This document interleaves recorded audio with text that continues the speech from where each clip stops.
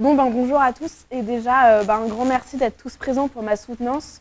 Donc, je vais aujourd'hui présenter les travaux que j'ai effectués pendant mes 3 années de thèse, que j'ai réalisés au laboratoire de chimie physique, matière et rayonnement à Sorbonne Université à Paris sous la direction de Boris Baudumbaut et au laboratoire optique d'appliqué ici même sous la supervision de Guillaume Lambert. Donc, ma thèse s'intitule Harmonique XUV, mesures spectro-temporelles et applications au magnétisme ultra rapide. Je vais dans un premier temps dire quelques mots au sujet du déroulé de ma thèse. Donc, bien que ma thèse elle ait été réalisée sous la direction du LCPMR, en réalité j'ai passé la plupart de mon temps ici au LOA parce que c'est tout simplement ici que se trouve l'installation laser que j'ai utilisée pour obtenir tous les résultats expérimentaux que je vais présenter pendant la suite. Parce que ma thèse, c'est une thèse qui a été à très grande majorité expérimentale et tous les résultats que je vais présenter, c'est des résultats qui ont été obtenus durant mon doctorat. Donc ma thèse, elle s'est articulée entre 2 sujets de recherche qui sont liés entre eux via le type de rayonnement qui a été utilisé pour la recherche. Donc le premier sujet de recherche, c'est l'étude d'une nouvelle méthode de caractérisation temporelle d'impulsion XUV. Évidemment, je vais revenir sur toutes les définitions un petit peu plus tard. Et le deuxième axe de recherche, c'est l'utilisation du rayonnement harmonique pour l'étude du femtomagnétisme. Donc il y a à peu près 3 semaines, j'ai réalisé un séminaire sur le femtomagnétisme. Donc je ne vais pas en parler aujourd'hui. Aujourd'hui, je vais essentiellement présenter les résultats obtenus autour de l'étude d'une nouvelle méthode de caractérisation temporelle d'impulsion XUV. Donc on va d'abord faire un bref retour en arrière. Et notre histoire, elle commence au niveau de la mesure du temps. Donc à l'origine, la mesure du temps, c'était basé sur l'observation de la nature, comme par exemple l'alternance du cycle jour-nuit, l'alternance des saisons ou l'alternance du cycle de la Lune. Donc là, par exemple, les ordres de grandeur, c'était la mesure d'une journée de quelques heures, sans mesure vraiment très précise. Ensuite, les premiers instruments de mesure ont été mis en place un petit peu plus tard. Donc ça a été par exemple le sablier, la clepsydre ou encore la bougie qui là permet de mesurer à un ordre de grandeur de quelques heures.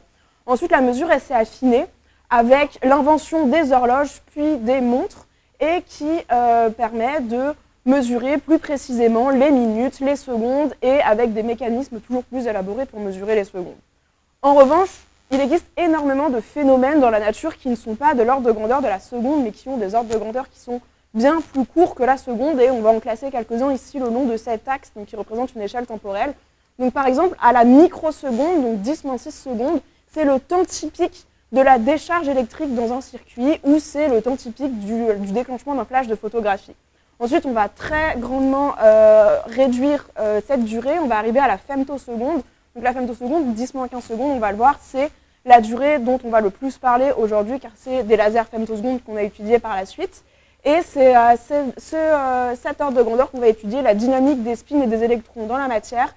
Et c'est aussi à cet ordre de grandeur que moi j'ai réalisé l'étude du magnétisme ultra rapide, du femtomagnétisme. Et enfin, on va parler de l'attoseconde. Donc attoseconde, ça va être 10-18 secondes. C'est assez représentatif parce qu'on peut dire qu'il y a autant d'attosecondes dans une seconde que ce qu'il y a eu de secondes depuis la création de l'univers. Donc c'est vraiment une durée qui est vraiment très courte. Et pourquoi on en parle? Parce que c'est la durée typique des impulsions harmoniques d'ordre élevé qui est le rayonnement qui va être au cœur de notre sujet. Donc on peut se poser la question, comment c'est possible de mesurer des durées qui sont aussi courtes? Et bien la réponse, c'est en utilisant des sources laser infrarouges qui vont être les plus courts possibles. Donc à contrario avec certains lasers qui sont continus, nous ici on va utiliser des lasers pulsés. Ça veut dire que c'est des lasers qui envoient des paquets de lumière ayant une durée dans le temps défini. Donc les premiers lasers infrarouges qui ont été mis au point, c'est les lasers nanosecondes, 10-9 secondes, avec la technique Q-switch. Puis on a eu des lasers avec des durées encore plus courtes en 1966 avec les lasers picosecondes et la technique du mode locking. Et enfin en 1980, il y a eu les lasers infrarouges femtosecondes, le premier laser infrarouge femtoseconde qui a été développé avec la technique de compensation de la dispersion. Et nous, c'est ces lasers-là qu'on va utiliser par la suite. Donc depuis 1980, il y a eu énormément de développement et de recherche autour des lasers infrarouges femtosecondes. Donc maintenant, on va parler des caractéristiques des impulsions infrarouges femtosecondes. Parce qu'on va le voir, en fait, une impulsion infrarouge ultra rapide, c'est très utile parce que ça va permettre de mesurer n'importe quel événement tant que l'impulsion est plus courte que l'événement qu'on veut mesurer. On comprend donc qu'il est primordial de savoir caractériser les impulsions infrarouges femtosecondes correctement. Et donc nous, ici, on va prendre en compte certaines caractéristiques des impulsions notamment la forme de son enveloppe, qu'on voit représentée ici en rouge, et la durée de l'impulsion, où pendant toute la suite de cette présentation, on va la mesurer à ce qu'on appelle la largeur à mi-hauteur, donc ça nous donne la durée de l'impulsion. Et ensuite, on va également faire une caractérisation en phase. La phase, ça va être la distribution ici temporelle du champ porteur de l'impulsion par rapport à son enveloppe. Donc ici, on parle en termes de temporel, mais on a exactement les mêmes définitions pour, en termes spectral. Donc on peut également mesurer la phase spectrale de nos impulsions. Donc quelles sont les techniques qui existent déjà pour caractériser ces impulsions infrarouges femtosecondes? Donc les premières techniques qui ont été mises au point, c'est les techniques d'autocorrélation du signal. Donc dans ces techniques, il y a deux impulsions jumelles qui vont être mises en relation avec un phénomène, et le but, ça va être de créer une corrélation. La corrélation, ça peut être des interférences, comme dans l'interféromètre de Michelson, mais ça peut aussi être un effet non linéaire à travers un cristal dans ce qu'on appelle un autocorrélateur en intensité, qui est représenté ici. Donc ici, dans un autocorrélateur en intensité, on a notre impulsion à mesurer qui est séparée en deux, et ces deux impulsions jumelles, elles vont venir interférer dans un cristal de génération de secondes harmoniques, et grâce à un détecteur en intensité, on va détecter l'intensité de l'impulsion qui va être émise, et de cette détection, on va pouvoir en déduire des informations sur la durée de nos impulsions. Mais la limitation de ce type de montage, c'est qu'on n'a pas accès à la phase de l'impulsion, alors qu'on vient de le voir, avoir accès aux phases des impulsions, c'est très important pour la caractérisation de ces dernières. Donc ici, la solution, ça a été non pas de mesurer que l'intensité, mais de remplacer ici ce détecteur par un spectromètre, donc qui permet de mesurer les spectres des impulsions, et après, à partir de ces spectres, on peut remonter à la phase de nos impulsions, ça on le verra un petit peu plus tard. Donc ici, c'est plus un autocorrélateur en intensité, c'est ce qu'on appelle un FROG, pour Frequency Resolved Optical Gating, et on va le voir en fait, la plupart des techniques de caractérisation dans l'infrarouge comme dans l'XUV apportent tout un nom d'animaux. Donc on a le frog, mais on a aussi le spider, on a le grenouille, le tiger, on a aussi le discan, le tiptoe, le frog. Donc toutes ces techniques, elles sont basées un petit peu sur le même type de méthode où on mesure le spectre d'une corrélation entre deux impulsions, et de ce spectre, on retrouve la durée et la phase de nos impulsions. Mais il existe également d'autres limitations sur ce type de caractérisation. Donc on va revenir sur cette frise qui classe les ondes électromagnétiques en fonction de leur longueur d'onde. Donc là, on vient de parler de l'infrarouge, ici, donc de 1 mm, d'une longueur d'onde de 1 mm à peu près jusqu'au visible. Mais il existe un certain nombre d'applications et de rayonnements disponibles sur une gamme spectrale un petit peu plus courte, entre 100 nanomètres et 10 nanomètres, qu'on va appeler l'XUV, et nous, c'est à cette gamme spectrale-là qu'on va s'intéresser par la suite. Donc, les différentes sources qui peuvent exister, ça va être le laser à électrons libres, les lasers XUV plasma, et la génération d'harmoniques dans des gaz, donc qui va être au cœur de notre sujet. Il existe quand même certaines techniques qui permettent de caractériser les sources XUV femtosecondes, mais elles sont moins nombreuses et elles présentent plus de limitations. Donc on peut citer par exemple le Rabbit, le Frog Crab, qui est une adaptation du frog que j'ai décrit dans l'infrarouge mais dans l'XUV. Il existe aussi le X-Frog, le Spider XUV. Et ça, donc on va le voir, c'est des techniques qui ont été essentiellement mises en place pour la caractérisation d'harmoniques. Les autres limitations qui existent, c'est que ça permet de caractériser uniquement une série d'harmoniques, donc comme on va le voir plus tard. Une harmonique, c'est de l'ordre de la femtoseconde, mais une série d'harmoniques, un peigne harmonique, ça va être de l'ordre de l'attoseconde, donc 10-18 secondes. Et ça, ces techniques, elles permettent uniquement de mesurer une série d'impulsions, donc dans l'attoseconde. Donc, on va le voir, c'est impossible de caractériser une seule harmonique, soit une impulsion femtoseconde, avec cette technique. Ça permet également de caractériser uniquement les harmoniques impaires, alors que nous, on a généré des harmoniques paires. Et c'est des montages qui sont très compliqués à mettre en place parce que ça implique des photoélectrons, donc des détecteurs de photoélectrons, donc des bouteilles magnétiques qui sont des objets chers et lourds à mettre en place et surtout très compliqués à aligner. Donc tout ça, c'est un grand nombre de limitations pour la caractérisation de sources XUV femtosecondes. Donc maintenant, on en vient au cœur de notre sujet, qui est la génération d'harmoniques d'ordre élevé dans des gaz. Bon, alors on va d'abord donner une définition. C'est un processus non linéaire au cours duquel un champ laser intense, donc là, nous, le champ laser intense, ça va être le laser qu'on a en salle corail ici au laboratoire d'optique appliquée que j'ai utilisé. Donc c'est un laser titane-saphir avec une longueur d'onde centrée à 800 nanomètres et délivrant une impulsion à 2,5 millijoules d'une durée de 40 femtosecondes. Donc ce laser, il est focalisé dans un milieu gazeux et il va interagir avec les atomes du gaz, donc à une intensité à peu près de 10-14 watts par centimètre carré, donc une intensité assez forte, et ça va générer un spectre de radiation cohérente qu'on peut voir ici, ayant toute une fréquence multiple de celle du laser générateur. Donc par exemple, si on s'intéresse à l'harmonique numéro 7, ici l'harmonique d'ordre 7, et bien sa longueur d'onde, ce sera 800 divisé par 7, on est dans l'ordre de l'XUV. Donc ces harmoniques, elles ont plusieurs avantages, et notamment elles ont la plupart des caractéristiques du laser générateur. Donc ça veut dire que ça va être un rayonnement qui est cohérent, qui va être pulsé, qui va être femtoseconde, et donc qui va être XUV. Donc qu'est-ce qui se passe dans le gaz? Quel est le type d'interaction qui se passe? C'est ce qu'on appelle le modèle à 3 étapes, ou le modèle semi-classique. Donc il y a le laser qui vient interagir avec le gaz, qui va arracher un électron, qui va sortir du potentiel de l'atome par effet tunnel.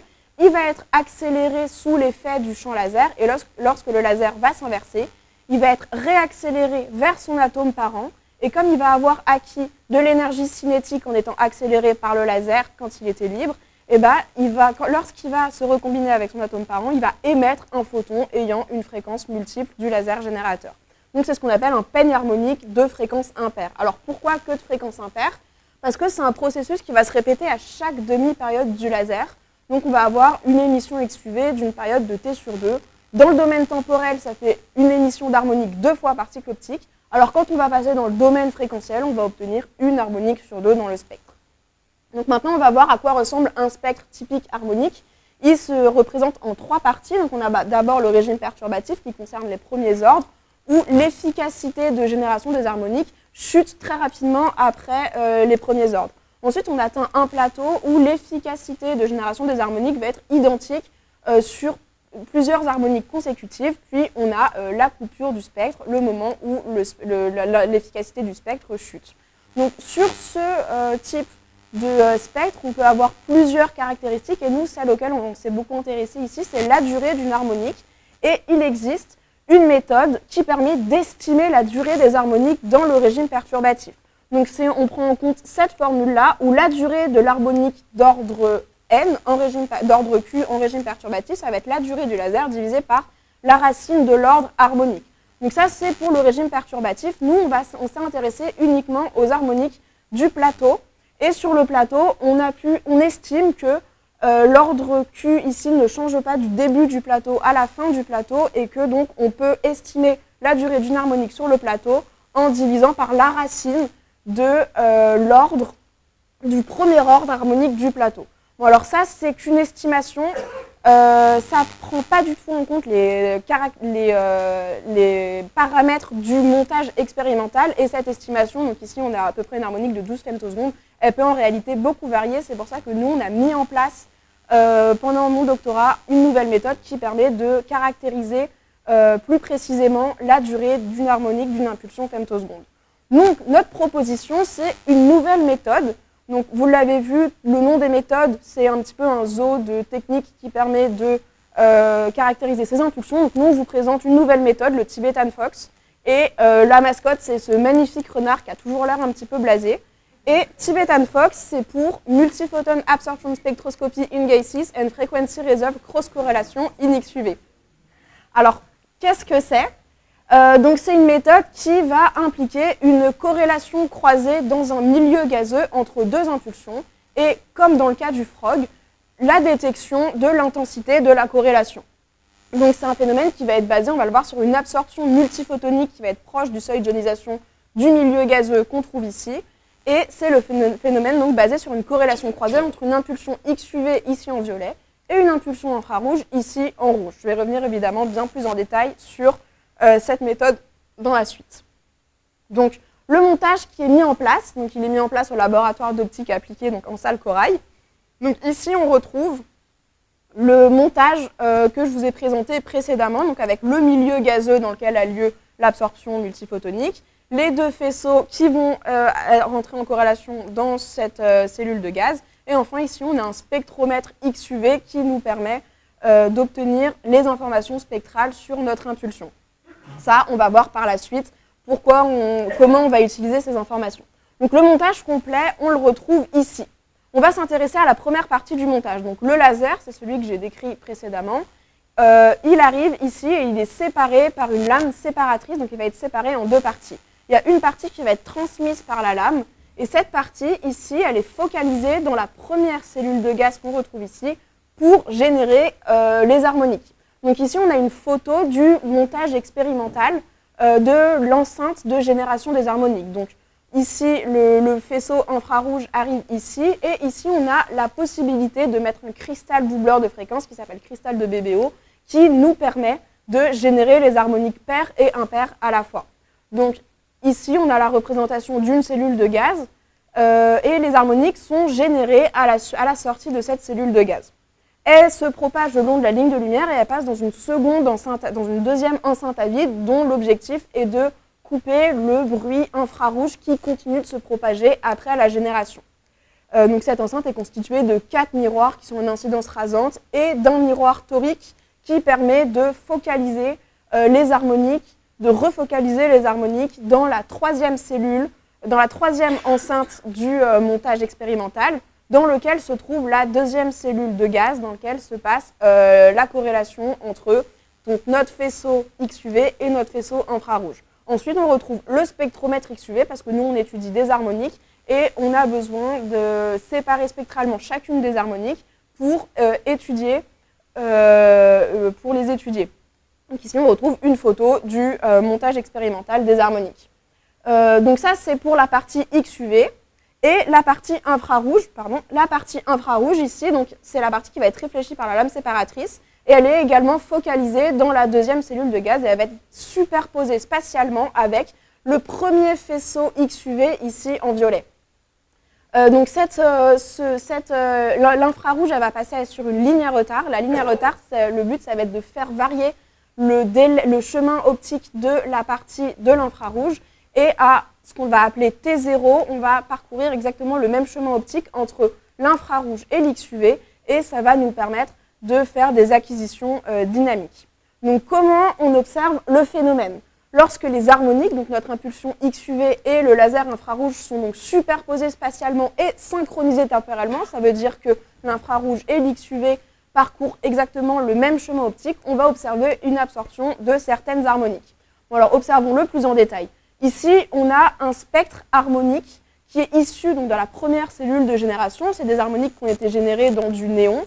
Et on observe l'harmonique 11, l'harmonique 13 et l'harmonique 15. Donc là, ici, il n'y a aucun gaz qui a été introduit dans la deuxième cellule du montage, donc c'est le spectre harmonique qu'on va appeler brut.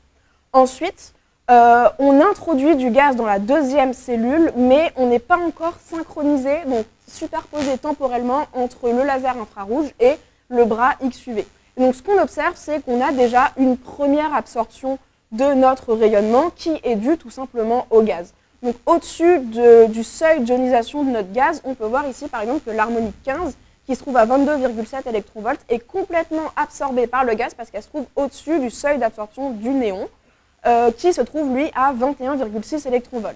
Les deux harmoniques qui sont en dessous sont en partie transmises par le gaz, donc elles sont un petit peu absorbées par le gaz, mais sont en partie transmises par le gaz, donc ça c'est l'absorption classique du néon. Le cas qui nous intéresse ici, ça va être le cas numéro 3, parce que dans le cas numéro 3, on est à la fois superposé spatialement entre l'XUV et l'infrarouge, et également l'infrarouge est synchronisé, donc superposé temporellement avec l'XUV. Et ce qu'on observe, c'est que les harmoniques qui sont en dessous du seuil d'ionisation sont quand même réabsorbées par le gaz, donc lorsque les deux faisceaux sont superposés.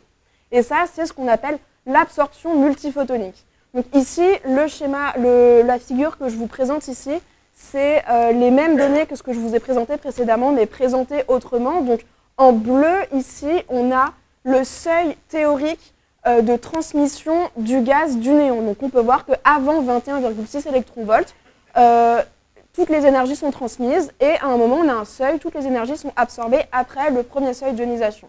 On l'a refait expérimentalement, c'est les triangles rouges qu'on observe ici. Donc on avait 3 harmoniques, 11, 12, 13, qui avaient une énergie inférieure au seuil d'ionisation, et ensuite 7 harmoniques, de la 14 à la 20, qui ont une énergie supérieure au seuil d'ionisation. Et donc ce qu'on observe bien expérimentalement, c'est que les harmoniques qui sont avant sont transmises, et les harmoniques qui sont après sont absorbées par le gaz. Le cas numéro 3, encore une fois, c'est celui qui va nous intéresser ici, parce que c'est celui où le laser infrarouge est synchronisé avec l'XUV. Et ce qu'on observe, c'est que lorsque le laser infrarouge est synchronisé avec l'XUV, les harmoniques qui sont avant le seuil d'ionisation sont quand même absorbées par le gaz. Et ça, donc c'est l'absorption multiphotonique. La transmission du gaz, elle chute juste avant le seuil d'ionisation lorsque le laser est injecté et superposé temporellement dans la cellule de gaz. Et l'absorption multiphotonique, c'est un atome de gaz qui va faire une transition unique entre deux niveaux d'énergie en absorbant un ou plusieurs photons infrarouges. Donc on va s'intéresser à cette image ici qui représente, donc qui est une autre représentation de ces données ici. Donc ce qu'on observe ici, c'est que par exemple l'harmonique 14, on observe qu'elle a une énergie suffisante pour passer au-dessus du seuil d'ionisation du néon. En revanche, l'harmonique 13 ici, on remarque que son énergie va être inférieure au seuil d'ionisation du néon et que si on lui rajoute l'énergie de 1 photon infrarouge, son énergie elle va augmenter, elle va passer au-dessus du seuil d'ionisation du néon et donc elle va être absorbée par le gaz. C'est ce qu'on observe avec ici sans l'infrarouge et ici avec le photon infrarouge. Donc multiphotonique, c'est parce que par exemple ici l'harmonique 12 va falloir qu'elle absorbe 2 photons pour passer au-dessus. L'harmonique 11 va falloir qu'elle absorbe 3 photons pour passer au-dessus du seuil, etc. C'est donc l'absorption multiphotonique, c'est 1 photon XUV plus N photons infrarouges. Bon alors maintenant, quelle est l'évolution temporelle de ce phénomène? Donc ça se représente comme ça. Donc là ici, on observe la transmission de l'harmonique 12 dans du néon. Donc dans un premier temps, ici à 1, c'est la transmission du gaz qui est normalisé, donc sans le laser infrarouge, donc sans synchronisation temporelle. Donc ce qu'on observe ici, c'est qu'à T0, donc lorsque le laser infrarouge et le laser XUV sont synchronisés, on a une absorption forte de l'harmonique 12 lorsqu'elle est transmise à travers du néon. Donc on observe que loin du T0, c'est transmis des deux côtés et à T0, c'est absorbé. Donc qu'est-ce qu'on peut dire sur cette courbe? C'est que le phénomène il est symétrique autour de T0 et il est ultra rapide, puisqu'ici, si on prend la largeur à mi-hauteur, ça fait quelques dizaines de femtosecondes. L'image qui est en bas, c'est la même représentation que cette image ici, sauf que dans ce cas-là, on les utilisera plus tard, le spectre n'a pas été intégré, on a également des informations temporelles et spectrales sur ces images, on les utilisera plus tard. Donc ce phénomène, il a été observé dans différents gaz et sur plusieurs harmoniques. Donc ici, je représente l'hélium, où on a observé l'absorption de l'harmonique 15, de l'harmonique 14 et de l'harmonique 13, et le premier seuil de l'hélium, il se trouve autour de l'harmonique 16. Donc on voit que c'est les trois harmoniques qui sont en dessous du seuil qui sont absorbées. C'est pareil pour le néon que j'ai déjà présenté, le seuil se trouve au niveau de l'harmonique 14, et c'est les harmoniques 13, 12 et 11 qui sont absorbées, qui subissent l'absorption transitoire multiphotonique. On l'a également observé, donc là j'ai présenté que des premiers seuils d'ionisation, on l'a également observé à ce qu'on appelle des seuils intravalence. Donc c'est toujours des premiers seuils d'ionisation, mais qui ont une énergie plus forte, qui ont une plus grande énergie, donc il faut plus d'énergie pour voir l'absorption multiphotonique. Donc là par exemple, on a observé un seuil intravalence du néon, donc avant le néon on regardait les harmoniques 11, 12, 13, puisque le premier seuil était à l'harmonique 14. Là pour ce seuil intravalence, le seuil se trouve au niveau de l'harmonique 32, donc de l'harmonique 33, pardon. Donc on a vu l'absorption multiphotonique pour l'harmonique 31 et pour l'harmonique 29. On a également vu cet effet sur des seuils intravalence pour l'argon ici en rose et pour le krypton ici en violet. Donc on a observé ce phénomène à différents seuils, sur différentes harmoniques et dans différents gaz. Donc maintenant, je vous ai expliqué le concept d'absorption multiphotonique. Et expérimentalement, vous en variez les paramètres du montage expérimental, on a pu vérifier qu'on observait bien une absorption multiphotonique. Donc dans un premier temps, on a fait varier la pression du gaz dans la deuxième cellule. Donc voici les résultats observés pour la transmission de l'harmonique 15 dans l'hélium. Donc on a fait pour différentes pressions, d'abord à basse pression, puis enfin à 80 millibars à haute pression. Et ce qu'on observe, c'est que plus la pression elle est forte, plus l'effet d'absorption multiphotonique transitoire il est intense. Donc ce qui paraît logique parce que plus on va avoir de pression dans la cellule, plus on va avoir de probabilité d'absorber des photons infrarouges et donc plus l'effet sera fort. Donc ça valide bien le fait qu'on observe une absorption multiphotonique. Ensuite, on a fait varier la polarisation de nos faisceaux. Donc dans un premier temps, on a fait varier la polarisation du bras infrarouge entre linéaire P, linéaire S, et on a également passé en circulaire, donc circulaire gauche, circulaire droite. Donc sur la transmission de l'harmonique 15 dans l'hélium, on a observé qu'il n'y avait aucune variation ou des très très faibles variations de l'effet d'absorption transitoire quand la polarisation était modifiée. C'est pareil sur le bras XUV, donc sur les harmoniques, on a fait varier la polarisation des harmoniques, donc sur différents, donc linéaire P, linéaire S et linéaire 20 degrés et 50 degrés. Et ce qu'on observe, donc pour l'harmonique 13 dans le néon, c'est qu'il n'y a aucune différence ou très peu de différence lorsque la polarisation varie. Ce qui paraît logique aussi avec une absorption multiphotonique, puisque la polarisation n'a aucun effet ne devrait pas avoir d'effet sur absorber plus ou moins de photons dans le gaz. Enfin, le dernier paramètre qu'on a fait varier, c'est l'intensité des faisceaux. Donc, dans un premier temps, on a fait varier l'intensité du bras infrarouge. On l'a fait varier à peu près de 2 ordres de grandeur. Donc, ça veut dire qu'on l'a quand même beaucoup fait varier. Et ce qu'on observe, c'est que plus l'intensité de l'infrarouge est élevée, plus l'effet d'absorption transitoire va être élevé. C'est ce qu'on observe ici sur l'harmonique 12 dans l'hélium. Donc, ça paraît logique parce que je vous rappelle qu'on observe un effet multiphotonique, donc de un photon XUV et de plusieurs effets photons infrarouges. Donc, plus on va mettre de l'infrarouge dans le système, plus on va avoir une probabilité d'absorber un photon infrarouge, donc plus on va avoir un effet d'absorption transitoire intense. A contrario, on a fait varier l'intensité du bras XUV. Et là, même en le faisant varier de 2 ordres de grandeur encore à chaque fois, eh ben, on observe que sur l'harmonique 13 du néon, on n'a aucune variation de l'effet d'absorption transitoire, malgré le fait qu'on ait fait varier l'intensité de l'XUV. Et ben, ça paraît logique aussi, parce que l'absorption multiphotonique, c'est un photon XUV plus n photons infrarouges. Ça veut dire qu'il y a uniquement un photon XUV qui est nécessaire pour avoir une absorption multiphotonique. Donc on aura beau augmenter ou diminuer l'intensité de l'infrarouge, tant qu'on a un photon XUV, on va avoir un effet. Donc encore une fois, ces deux variations de paramètres nous permettent de confirmer qu'on observe bien une absorption multiphotonique. Donc maintenant, je vais vous parler un petit peu du principe de mesure de corrélation croisée qui nous permet d'en déduire des informations de durée sur les impulsions XUV. Alors, si on repart du début, on a une impulsion infrarouge dont la durée est de 40 femtosecondes, donc notre laser générateur. On a une impulsion XUV, donc qui a été générée à partir de l'impulsion infrarouge et dont on a estimé avoir une durée d'environ 12 femtosecondes. Donc ici, si on fait une corrélation toute bête, une convolution toute bête entre notre infrarouge et notre XUV, donc on prend la durée de l'infrarouge au carré plus la durée de l'XUV au carré qu'on met sous une racine, bah cette durée devrait être très proche des 40 femtosecondes de l'infrarouge, puisque la durée de l'infrarouge est beaucoup plus grande que la durée de l'XUV. Donc là, si on mesure une corrélation croisée entre nos deux faisceaux grâce au phénomène d'absorption multiphotonique, eh ben, on devrait avoir ici une largeur à mi-hauteur de notre effet d'environ 40 femtosecondes. Ce n'est pas du tout ce qu'on mesure ici. Expérimentalement, à mi-hauteur, on ne mesure pas 40 femtosecondes, mais 56 femtosecondes. Donc là, on se dit pour le moment, bah non, notre méthode, pour le moment, ça ne nous permet pas de mesurer une corrélation croisée entre nos deux impulsions.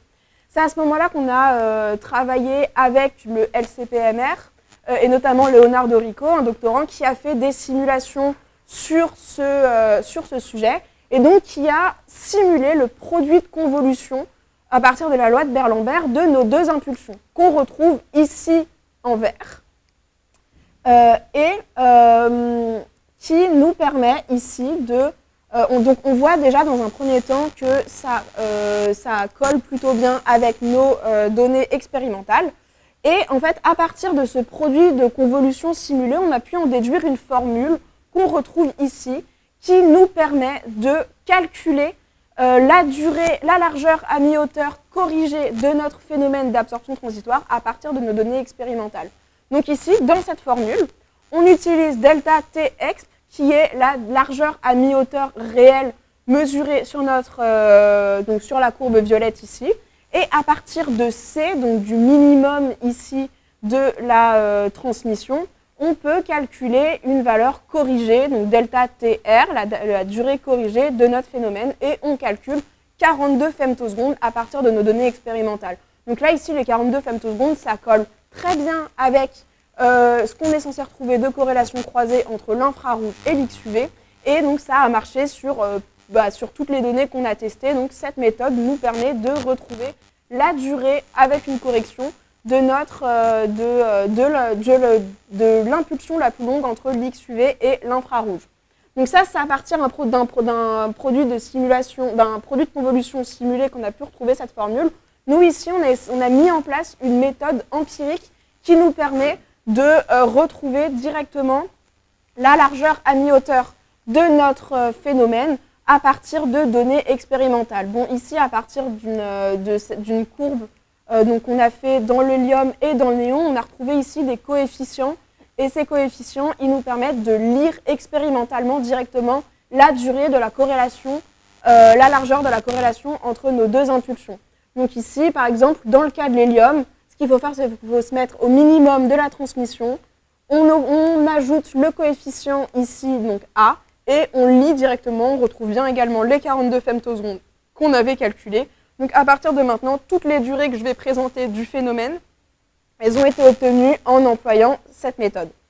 Donc maintenant, on peut se poser la question, est-ce que le phénomène d'absorption multiphotonique nous permet bien de mesurer une corrélation croisée entre le bras infrarouge et le bras XUV, et donc est-ce que ça nous donne accès à l'impulsion la plus longue?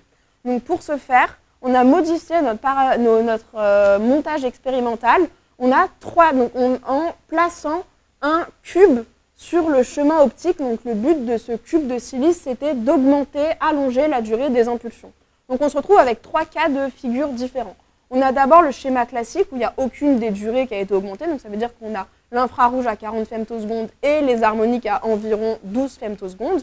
Ensuite, on a mis le cube sur le laser infrarouge dans le but d'augmenter la durée de l'infrarouge et de voir si on mesure une augmentation également grâce à notre méthode du Tibetan-Fox. Et enfin, on a mis le cube sur le bras XUV pour augmenter la durée de l'XUV et faire la même mesure, voir si on peut retrouver la durée de l'XUV. Donc voici les résultats qu'on a obtenus. C'est des résultats qu'on a obtenus en mesurant la transmission de l'harmonique 13 dans du néon, donc avec et sans le cube. Donc dans un premier temps, sans le cube, voici le phénomène qu'on a obtenu. Expérimentalement, on a obtenu un phénomène de 45 femtosecondes. Donc, on a déjà fait le calcul, 45 femtosecondes. Donc là, on avait l'infrarouge à 40 femtosecondes et les harmoniques à 12 femtosecondes. On est bien censé retrouver une corrélation proche de la durée de l'infrarouge. On retrouve 45 femtosecondes. Donc, on retrouve bien la durée de l'impulsion la plus longue.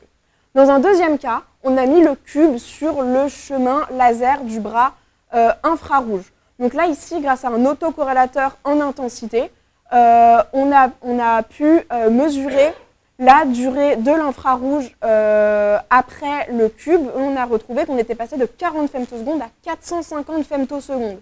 Et ici, en mesurant grâce au Tibetan-Fox la corrélation entre l'infrarouge et l'XUV, on retrouve un phénomène expérimental d'environ 470 femtosecondes. Donc ici, on fait une corrélation entre un infrarouge à 450 femtosecondes et nos harmoniques à 12 femtosecondes. Et on doit retrouver une durée très très proche des 450 femtosecondes de l'infrarouge, et c'est bien ce qu'on retrouve ici à 470 femtosecondes. Enfin, dans le troisième cas, on a mis le cube sur le chemin laser du bras XUV. Donc on a mis le cube, ça veut dire qu'on a généré les harmoniques avec un infrarouge à 450 femtosecondes. Donc dans un premier temps, ici, on a recalculé la durée des harmoniques avec la durée modifiée du laser infrarouge et on a retrouvé qu'on avait une durée d'à peu près 130 femtosecondes. Donc ça veut dire qu'ici, on va calculer une corrélation entre notre infrarouge qui est à 40 femtosecondes et nos harmoniques qui sont à 130 femtosecondes. Et le résultat qu'on a observé, c'est que notre phénomène d'absorption transitoire a été mesuré à 150 femtosecondes expérimentalement. Donc encore une fois, on est très proche de la durée de l'impulsion la plus longue entre l'infrarouge et l'XUV. Donc ici, on peut en conclure que la mesure de la corrélation croisée qui a été réalisée via le phénomène d'absorption transitoire multiphotonique, ça nous permet bien de retrouver la durée de l'impulsion la plus longue. Qu'elle soit infrarouge, ça a été dans le cas numéro 2 où on a augmenté la durée de l'infrarouge et on a bien retrouvé expérimentalement la durée de l'infrarouge augmentée, ou qu'elle soit XUV, dans le cas numéro 3, où on a allongé la durée de l'XUV, et dans ce cas-là, l'XUV était plus grande que l'infrarouge, et on a bien retrouvé la durée de l'XUV. Donc on peut déjà en déduire que le Tibetan-Fox nous permet de mesurer la durée de l'impulsion la plus longue, qu'elle soit infrarouge ou XUV. Donc c'est déjà une première utilisation, c'est mesurer la durée d'une impulsion XUV si elle est plus longue que l'infrarouge. On a également une autre utilisation du Tibetan Fox, donc une utilisation qu'on va dire plus directe. Donc ici, tous les résultats que j'ai présentés jusqu'ici, on a intégré le signal spectralement. Ça veut dire qu'on n'avait aucune information spectrale, on donnait que des informations temporelles.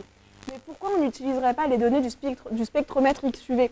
Donc ça, c'est pour l'instant le schéma qu'on a utilisé jusqu'ici avec un détecteur en intensité sans vraiment utiliser le spectromètre XUV qu'on avait.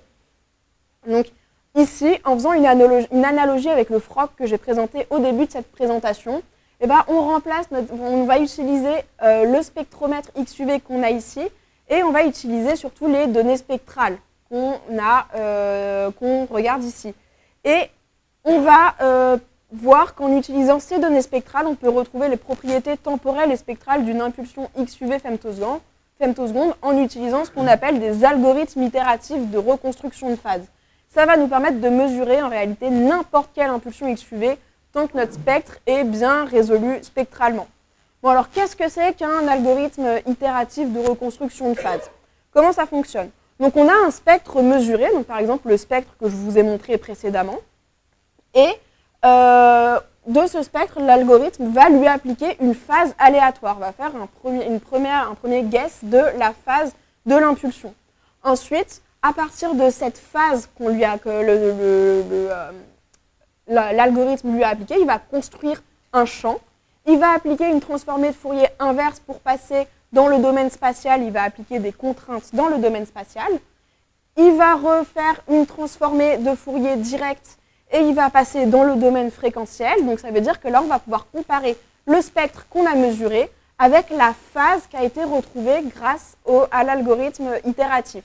Donc là, à partir de ce moment-là, en comparant, soit le spectre qui a été reconstruit est suffisamment proche du spectre mesuré et dans ce cas-là, l'algorithme s'arrête, soit c'est trop loin, donc il va refaire une itération jusqu'à ce que les deux spectres soient suffisamment proches. C'est ce que Adrien Leblanc du LOA a mesuré ici. Donc en haut, on a l'image d'un spectrogramme qu'on a mesuré grâce au Tibetan Fox et qu'on a mesuré expérimentalement. Et en bas, on a un spectrogramme qui a été reconstruit grâce à un algorithme itératif de reconstruction de phase. Donc ce qu'on peut retrouver, c'est que le spectre qui a été reconstruit est très proche du spectre qui a été mesuré. Tout ça donc grâce à l'algorithme itératif. Et donc grâce à cet algorithme, on peut en déduire la phase de notre impulsion.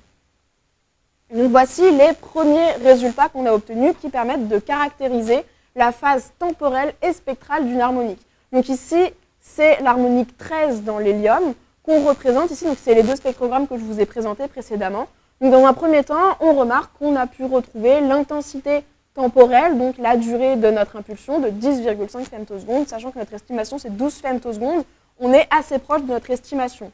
On peut également retrouver l'intensité spectrale, donc l'énergie de notre harmonique, et on en a déduit également deux phases, la phase temporelle et la phase spectrale. Bon, c'est bien, on a réussi à reconstruire une phase, mais là pour le moment on n'a rien qui nous permet de justifier, de dire c'est bien la bonne phase qu'on a reconstruite. Pour ce faire, pour vérifier ça, donc là je vais vous parler d'un dernier paramètre du laser, je vais vous parler du chirp. Le chirp, qu'est-ce que c'est? C'est un nom qu'on donne lorsque les différentes fréquences d'une impulsion, elles sont étalées dans le temps. Ça veut dire que chaque fréquence, donc c'est du chirp temporel, elle n'arrive pas toutes en même temps. Ce qu'il faut surtout retenir de ça, c'est que le chirp, ça modifie la durée de notre impulsion et ça modifie sa phase et également son énergie spectrale. Donc ici, le but, c'était de faire varier le chirp d'une impulsion et de voir si on voyait une variation dans la mesure de sa phase grâce au Tibetan Fox. Voilà les résultats qu'on a obtenus sur l'harmonique 14 transmise dans de l'hélium. Donc on a fait varier le chirp ici entre -3 et +3. Et ce qu'on remarque, c'est que lorsque le chirp varie, on a des reconstructions qui varient, que ce soit ici la durée de notre impulsion. Donc on peut voir que lorsque le chirp varie, la durée varie également et dans le même sens que la variation du chirp. Et c'est pareil, on remarque que l'énergie de nos impulsions varie lorsque le chirp varie. Donc ça nous permet déjà de montrer qu'on mesure bien une variation lorsque le chirp bouge grâce à notre technique du Tibetan Fox. Et également, on remarque que la phase varie dans le même sens que varie le chirp. Donc encore une fois, on ne peut pas vraiment savoir si c'est les phases réelles de nos impulsions ou non, mais en faisant varier le chirp, on a pu remarquer qu'on faisait varier les phases et donc en tout cas que notre technique, elle est sensible à la phase, elle est sensible à la mesure de la phase. Donc ici, on a pu en déduire que le Tibetan Fox, il va nous permettre de mesurer la phase temporelle et spectrale d'une harmonique et on peut également en déduire donc sa durée et son énergie. Donc grâce au Tibetan Fox, on a une caractérisation temporelle complète d'impulsion XUV femtoseconde. Bon, on arrive maintenant à la conclusion. Donc ici, pendant cette thèse, ici, on a étudié expérimentalement le phénomène d'absorption transitoire multiphotonique. Et ce phénomène, il nous a permis de mettre au point une nouvelle technique de caractérisation d'impulsion XUV, donc le Tibetan Fox. On a montré qu'on pouvait en faire deux applications distinctes. Dans un premier temps, la corrélation croisée entre les deux faisceaux, elle nous permet de mesurer la durée de l'impulsion la plus longue, qu'elle soit infrarouge ou XUV. Donc c'est surtout l'XUV qui nous intéressait ici. Et grâce aux algorithmes itératifs de reconstruction de phase, on a obtenu des informations sur les phases spectrales et temporelles des impulsions XUV en réussissant à avoir moins de limitations que les méthodes que j'ai présentées précédemment.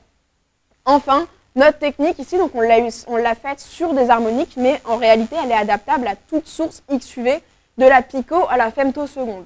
Donc au niveau des perspectives, on peut également faire de la caractérisation du rayonnement dans l'XUV.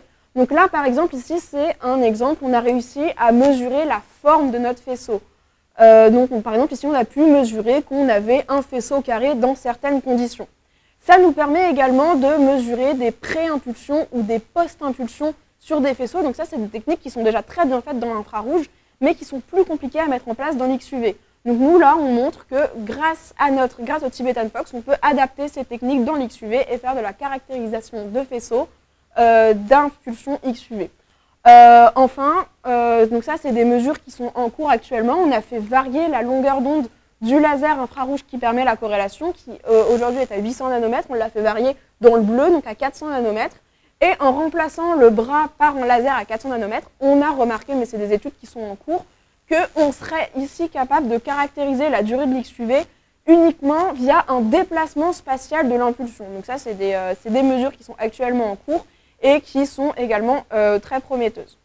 Je souhaite remercier l'ensemble de l'équipe du LOA qui nous a permis de mettre en place cette manipulation, notamment Guillaume avec qui j'ai travaillé pendant ces 3 ans, et donc OLCPMR sur le Tibetan Fox. Je voudrais remercier donc Camille, Leonardo, Richard et Jérémy, grâce à qui on a pu beaucoup travailler sur ce sujet. Et enfin, sur le femtomagnétisme, évidemment Boris, mon directeur de thèse aussi, avec qui j'ai travaillé pendant 3 ans, mais Emmanuel, avec qui on a beaucoup collaboré, et Marcel de l'INSP, qui nous a permis aussi de beaucoup avancer sur le femtomagnétisme. Et merci de votre attention.